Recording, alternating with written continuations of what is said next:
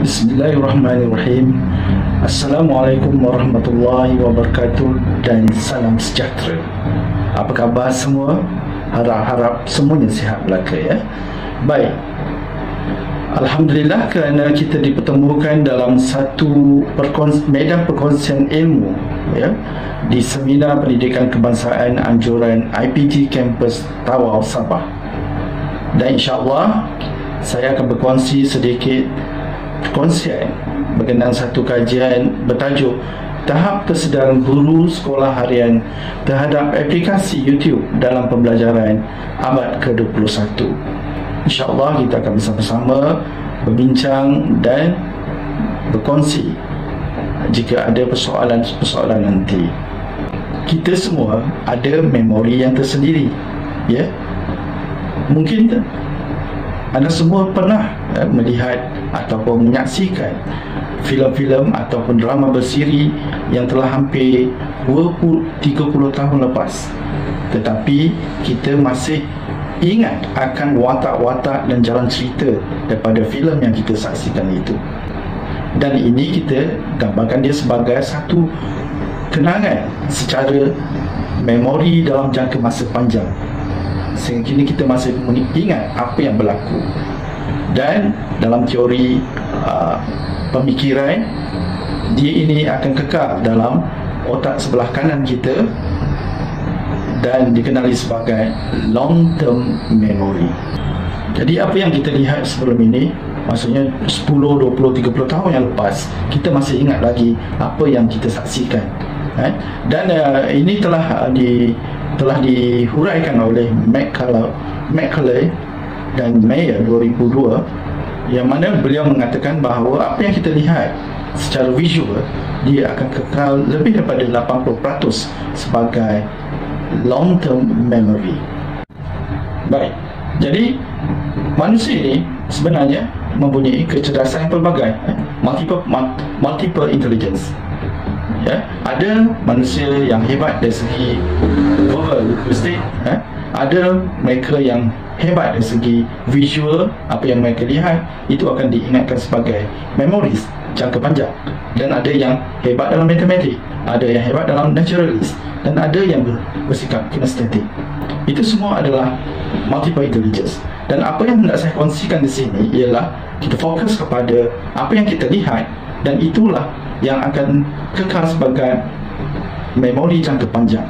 Dan itu sebabnya dalam penggunaan video YouTube diharapkan dapat memberi satu rangsangan yang baik kepada murid atau pelajar kita dalam menghadapi suatu pembelajaran supaya mereka kekal sebagai memori jangka panjang. Sebelum kita pergi lebih lanjut lagi, kita pergi pada penyataan masalah dalam kajian ini, yang mana pada masa sekarang generasi Z dan generasi Alpha telah lahir bersama dengan teknologi penggunaan komputer, penggunaan laptop, penggunaan tablet, penggunaan iPad, penggunaan smartphone.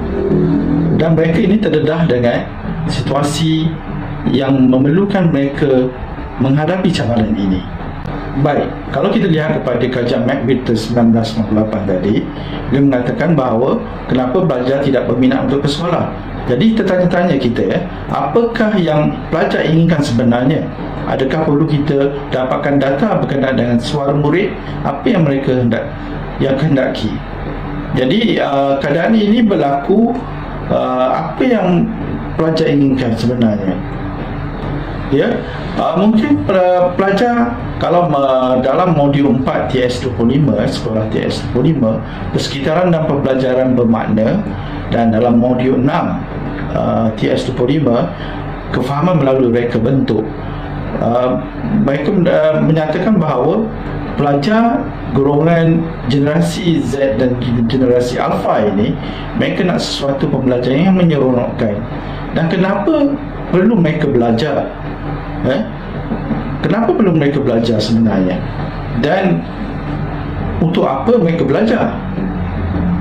Dan berkaitan dengan persekitaran, sepatutnya kita sebagai pendidik perlu mengaitkan antara mata pelajaran yang dia ajar dengan persekitaran, supaya boleh menjadi satu pembelajaran yang lebih bermakna kepada murid-murid kita, pada pelajar-pelajar kita. Baik, jadi ada beberapa perkara yang penting dalam sesuatu kajian itu tersendiri. Antaranya ialah objektif kajian ataupun tujuan kajian, tahap kesadaran pengurusan ICT sekolah terhadap aplikasi YouTube dalam pembelajaran abad ke-21. Jadi dalam kajian ini ada 5 perkara yang nak diukur. Ya, yang pertama ialah untuk melihat sejauh manakah tahap kesedaran warga pendidik tentang kepentingan penggunaan video untuk menarik minat pelajar. Ya, itu objektif yang pertama. Dan objektif yang kedua untuk melihat sejauh manakah persepsi warga pendidik terhadap peranan YouTube, tentang peranan YouTube sesuai tidak untuk dijadikan bahan bantu mengajar yang berkesan. Dan objektif yang ketiga ialah untuk mengetahui sejauh manakah warga pendidik sedar bahawa YouTube boleh diakses secara offline, iaitu tanpa menggunakan internet untuk tujuan PDP. Baik, tuan-puan yang dimuliakan, sebelum kita pergi lebih lanjut lagi tentang kajian ini, saya rasa seheloknya kita pergi kepada literatur kajian. Ya, saya secara ringkas menyebut bahawa satu kajian oleh Ki Man dan Chua 2013, beliau menyatakan hasil kajian mereka mengatakan YouTube banyak digunakan untuk meningkatkan penguasaan kemahiran bertutur. Maksudnya dengan penggunaan YouTube boleh membantu pelajar untuk bertutur dengan lebih baik dan lebih mudah dan lebih berkesan. Manakala satu lagi kajian oleh Tan dan Carroll 2013, satu kajian di Universiti Malaysia Sabah di daerah Penampang, Sabah, yang mana kajian melibatkan 60 orang pelajar tingkatan 4, 2 kelas berprestasi rendah, mendapati bahawa penggunaan YouTube sangat berkesan dalam membantu meningkatkan kefahaman responden dalam subjek sejarah.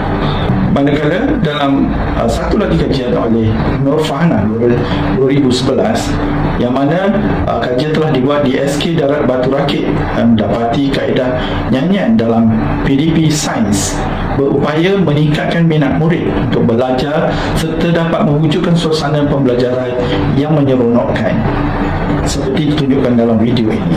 Lagu dilihat berjaya memberi keseronokan kepada murid tahun 6 ini untuk mempelajari sains. Ia menjadikan murid faham dan bersedia menjawab soalan peperiksaan. Berpengalaman menjadi guru selama 22 tahun, kajian yang dibuat Cikgu Tun Azlina memberi kesan positif kepada kaedah PDP. Tuan-puan yang dihormati sekalian, semasa proses menjalankan kajian dari segi penggunaan aplikasi YouTube ini, saya sebagai pegawai SIP Plus telah ditugaskan untuk membimbing dari segi kepimpinan pengurusan sekolah, terutamanya pengetua guru besar dan juga guru-guru penolong kanan. Jadi dalam memenuhi bimbingan ini, beberapa siri khusus aplikasi YouTube telah dijalankan di beberapa sekolah, yang mana sampel kajian ini ialah di Kuala Terengganu. Tuan-tuan yang dihormati sekalian, dalam metodologi, sampel kajian adalah salah satu keperluan yang perlu dalam sesuatu kajian, dan sampel kajian ini telah melibatkan 213 responden daripada guru-guru di sekolah daerah Kuala Terengganu yang melibatkan sekolah menengah dan sekolah rendah. Baik, hasil dapatan kajian adalah merupakan salah satu komponen penting dalam sesebuah kajian. Dalam kajian penggunaan aplikasi YouTube dalam PDP abad 21 ini, kalau kita lihat pada jadual, kita dapati perkara yang akan kita lihat ialah dari segi pengaplikasian ICT menjadi keutamaan dalam PDP anda dalam kelas, merujuk pada persepsi guru, dan yang kedua, penggunaan video dalam PDP telah diamalkan di sekolah sebelum ini, dan penggunaan video YouTube boleh menarik minat pelajar dalam PDP. Kalau kita lihat pada carta pie ini, Darjah 1, skor peratus pengaplikasian ICT harus menjadi keutamaan dalam PDP.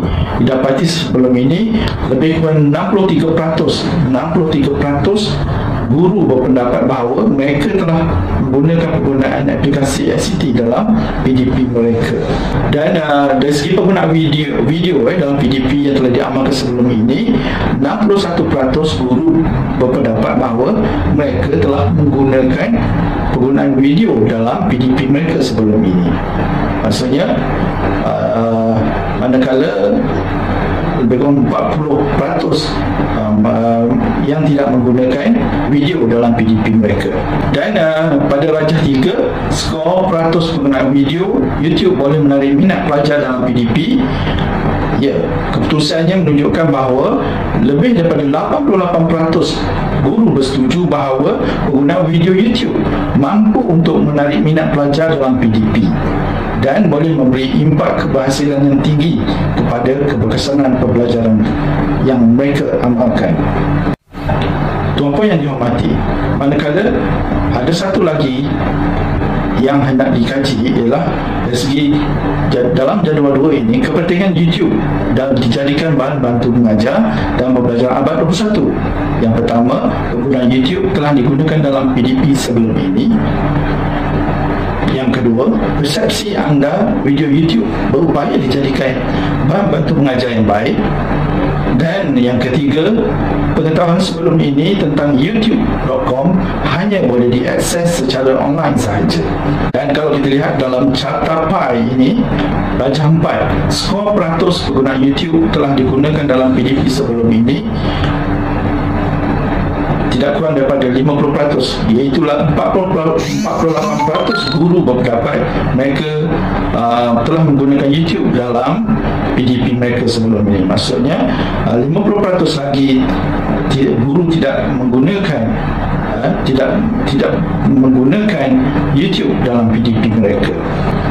Dan darjah 5 pula ialah untuk melihat dari segi adakah video YouTube berupaya dijadikan bahan bantu mengajar yang baik, yang berkesan, ya.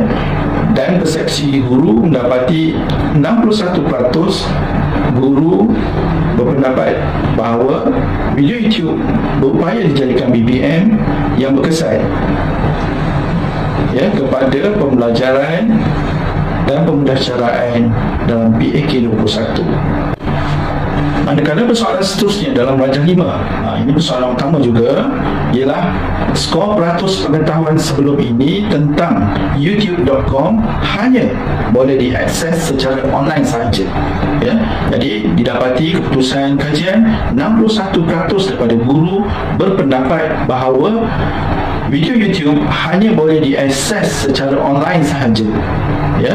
Maksudnya mereka tidak sedar bahawa video YouTube sebenarnya boleh diakses secara offline, iaitu dengan cara membuat simpanan dulu salinan video tersebut di dalam komputer masing-masing untuk ditayangkan dalam PDP mereka. Jadi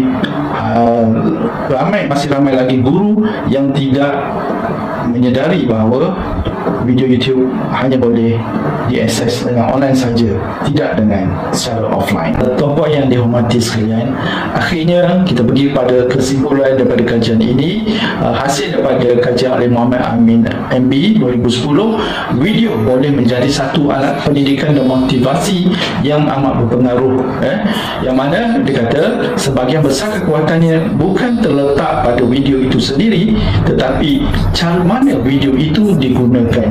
Dan juga penggunaan video dalam YouTube ini boleh membantu dari segi pelajar mengingat dan memahami, malah boleh dijadikan alat untuk mencapai kemahiran berfikir aras tinggi, hebat dan seterusnya, membudayakan PAK 21. Akhir kata, wabillahi taufiq wal hidayah. Wassalamualaikum warahmatullahi wabarakatuh. Jumpa lagi. Terima kasih.